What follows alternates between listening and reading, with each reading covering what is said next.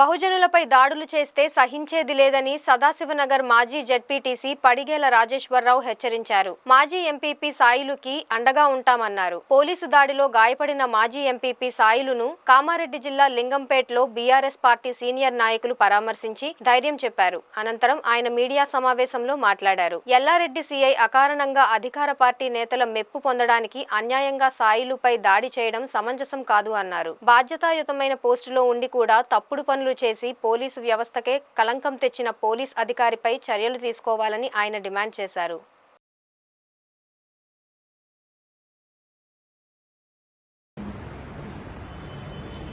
నిన్న లింగంపేట సంఘటన దురదృష్టకరం.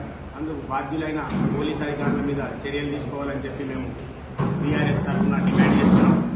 ఒక బాధ్యత గల పోలీస్ అధికారులు మరి ఉద్యోగ రీత్యా బాగు చేయాలి కానీ ఏదో అధికార పార్టీకి తొత్తులుగా మారి మరి ఎవరిని పడితే వారిని ఒక బహుజనుల కోసం అంబేద్కర్ రచించిన రాజ్యాంగాన్ని అవమానపరిచే విధంగా ఆయన జయంతి రోజే మరి బహుజనుల మీద దాడులు చేయడం ఎంతవరకు సమంజసం అనేది ప్రశ్నిస్తున్నాం.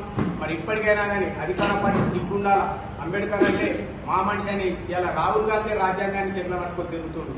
అటువంటి మహనీయుడైన అంబేద్కర్ జయంతి నాడు కూడా ఒక ప్రశాంతత లేకుండా బహుజనుల మీద దాడులు చేయడం అంటే సిగ్గుసేటు.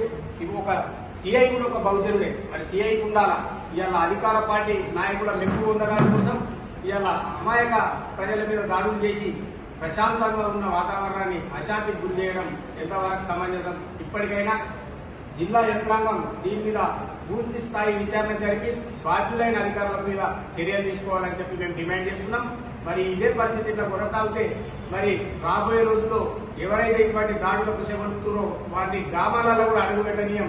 కాంగ్రెస్ పార్టీ నాయకులారా ఖబర్దార్, మీకు ఎన్నిసార్లు చెప్పినా మీరు ఇదే ప్రవర్తన చేస్తే మరి గ్రామాలలో కూడా అడుగుపెట్టే పరిస్థితి ఉండదు మీకు.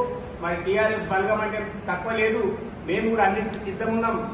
ఇప్పటికైనా మా కార్యకర్తలే కాదు వాళ్ళు బహుజనులు. ఎందుకంటే అంబేద్కర్ అందరి మనిషి అని చెప్పి ఆయన జయంతి రోజు ఆ పార్టీలకు అతీతంగా కార్యక్రమాలు నిర్వహిస్తుంటే ఫ్లెక్సీల పేరు చెప్పి మీరు దౌర్జన్యం చేయడం సిగ్గుసేటు.